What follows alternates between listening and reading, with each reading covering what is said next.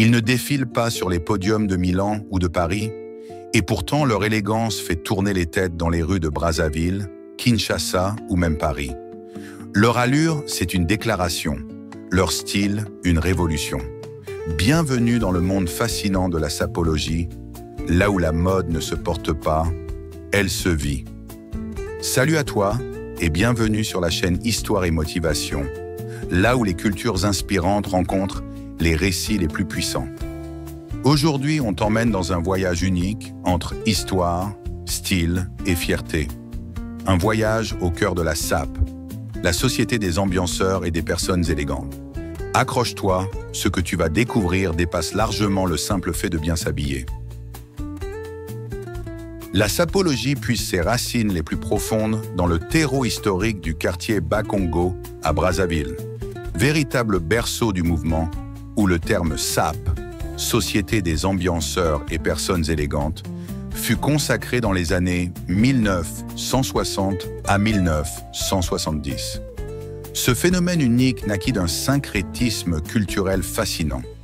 Les étudiants et travailleurs congolais de la diaspora, de retour de Paris où ils avaient été exposés à la haute couture française, ramenaient dans leurs valises des vestiaires entiers de vêtements européens luxueux. Ces pionniers, dont les légendaires Joe Ballard, Norba de Paris, Ben Mukasha et Jocelyn Armel, transformèrent les rues de Bakongo en véritable podium à ciel ouvert, inventant une esthétique et une gestuelle révolutionnaires. Leur démarche particulière, baptisée la diatance, devint la signature corporelle du mouvement.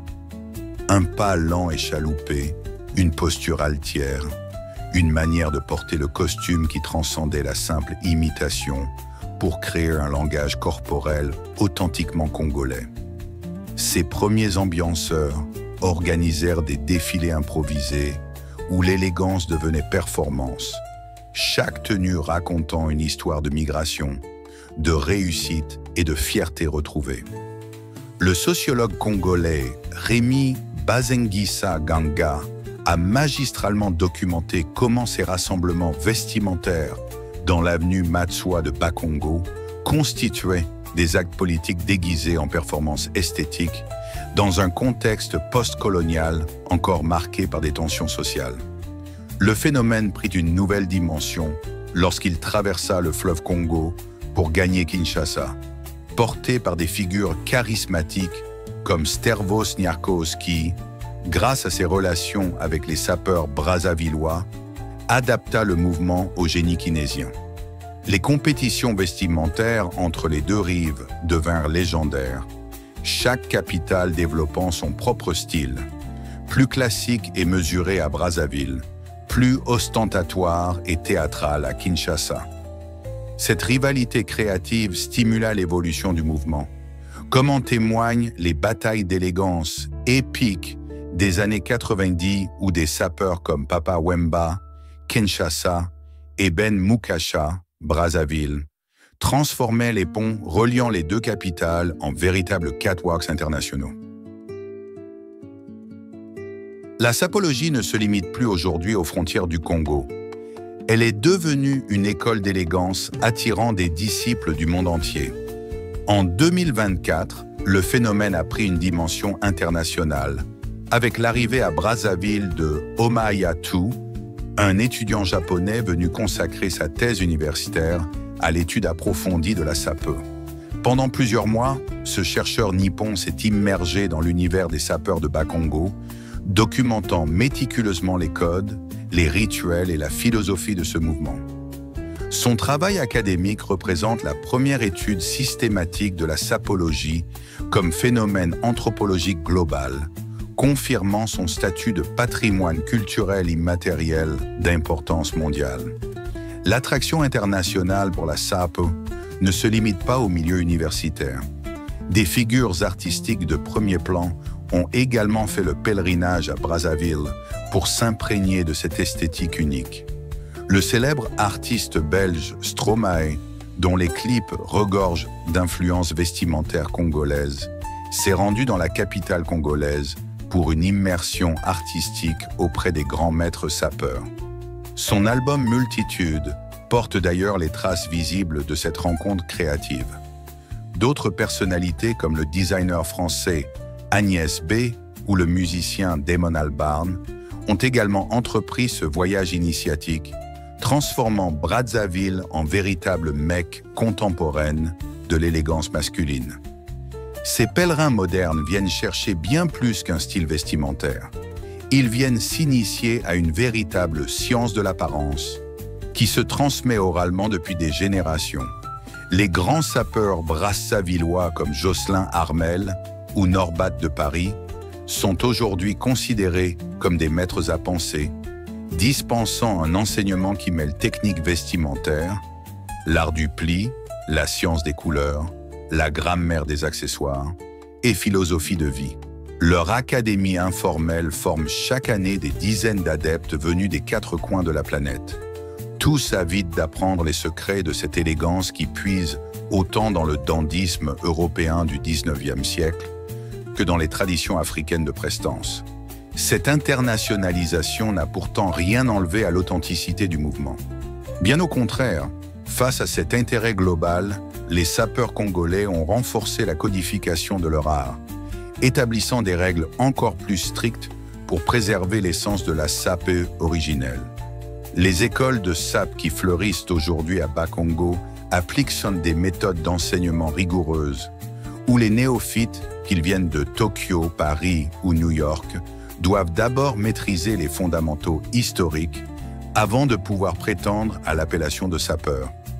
Cette institutionnalisation progressive témoigne de la vitalité d'un mouvement qui, tout en s'ouvrant au monde, reste farouchement attaché à ses racines congolaises. La sapologie a aujourd'hui largement dépassé les rives du fleuve Congo pour s'imposer comme un langage esthétique universel, tout en conservant son âme profondément africaine. Ce mouvement, né dans les ruelles de Bakongo, influence désormais les défilés de mode internationaux, les clips musicaux et même les tendances streetwear aux 4 coins du globe. Pourtant, malgré cette mondialisation, la SAP reste fidèle à ses fondamentaux, un art de vivre où chaque détail vestimentaire raconte une histoire, une résistance et une fierté culturelle. Une influence planétaire, des racines intactes. L'internationalisation de la SAP s'est accélérée avec l'avènement des réseaux sociaux, où des comptes comme Sapeur du Jour ou Sapologie Academy rassemblent des centaines de milliers de followers. Des créateurs de mode européens, japonais ou américains s'en inspirent ouvertement, comme le Britannique Paul Smith, qui a collaboré avec des artisans congolais pour une collection hommage, ou le label sud-africain Rich Mnizi, qui intègre des éléments sapeurs dans ses silhouettes. Pourtant, les puristes insistent, la vraie SAP ne se réduit pas à un style, c'est une philosophie. Les ambassadeurs de la SAP 2.0. Une nouvelle génération de sapeurs agit comme pont culturel entre l'Afrique et le monde. À Paris, le collectif Sapeurs du Monde, fondé par des expatriés congolais, organise des défilés hybrides mêlant costumes sur mesure et tissus traditionnels. À Tokyo, le designer Kenzo Takada, d'origine congolaise par sa mère, a rendu hommage à la SAPE dans ses dernières collections. Même dans la pop culture, des icônes comme Beyoncé, dans son clip Already, ou Burna Boy, ont incorporé des éléments sapeurs dans leur imagerie, tout en créditant explicitement leurs sources d'inspiration congolaises. Compétition et collaboration, la SAP comme dialogue culturel. Les battles d'élégance, jadis cantonnés à Brazzaville et Kinshasa, ont désormais des équivalents globaux. Le SAPE World Challenge, organisé annuellement à Bruxelles, attire des participants du monde entier, jugés par des grands maîtres comme Maxime Prado, héritier de Papa Wemba. Certaines marques luxe, comme Gucci ou Dior, sponsorisent désormais ces événements, tout en collaborant avec des tailleurs locaux. Une reconnaissance inédite pour un mouvement autrefois marginalisé. L'équilibre délicat entre tradition et modernité. Face à cette exposition mondiale, les gardiens de la tradition sapeuse veillent jalousement sur l'authenticité du mouvement. À Brazzaville, l'école de la SAP originelle forme les jeunes aux codes historiques. Pas plus de 3 couleurs, priorité au sur-mesure, et surtout, cette élégance intérieure qui distingue le vrai sapeur. La SAP n'est pas morte, elle s'est métissée, explique le styliste congolais Chako, dont les créations voyagent entre Paris et Shanghai, tout en restant ancrées dans l'ADN de Bakongo. Conclusion.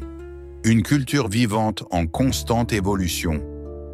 Plus qu'une mode, la SAP est devenue un dialogue permanent entre l'Afrique et le monde.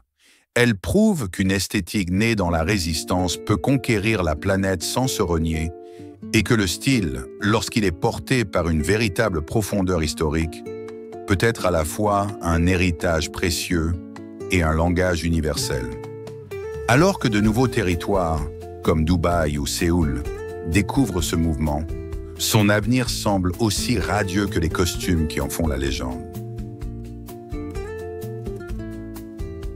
De Bakongo à la scène mondiale, la SAP incarne bien plus qu'un style vestimentaire. C'est un héritage vivant de résistance et de fierté. Ces costumes impeccables portent en eux toute une histoire, celle d'un peuple qui a transformé les codes imposés en une expression artistique et identitaire puissante. Aujourd'hui, alors que le monde entier s'inspire de cette élégance congolaise, l'essence même de la SAP demeure intacte. Chaque pli, chaque couleur, chaque accessoire raconte cette quête inlassable de dignité et de reconnaissance. Et vous, comment portez-vous votre histoire?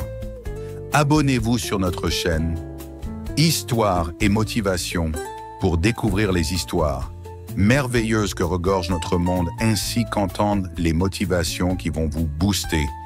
Aimez et partagez pour soutenir la mise en valeur de ces trésors culturels.